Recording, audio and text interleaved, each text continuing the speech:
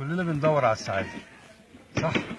السعادة يا حبيبي مش في اللي معاك، السعادة في اللي جواك.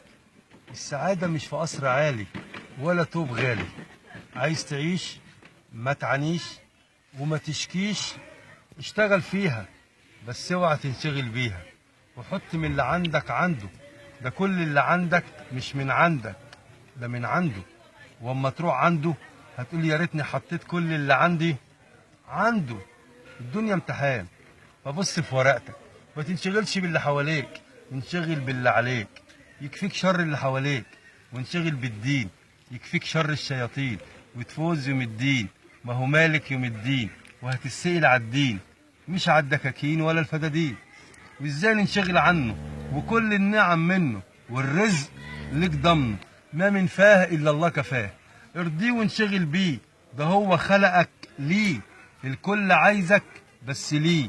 والله عايزك ليك. تعبت لكل حاجة وهتسيب كل حاجة، ومش واخد معاك حاجة بس نسيت أهم حاجة. فاعمل لنفسك حاجة تنفعك وقت الحاجة. والأمر جد خطير، العمر قصير، بيه تحديد مصير. يا جنة يا نار، ده جد ومش هزار.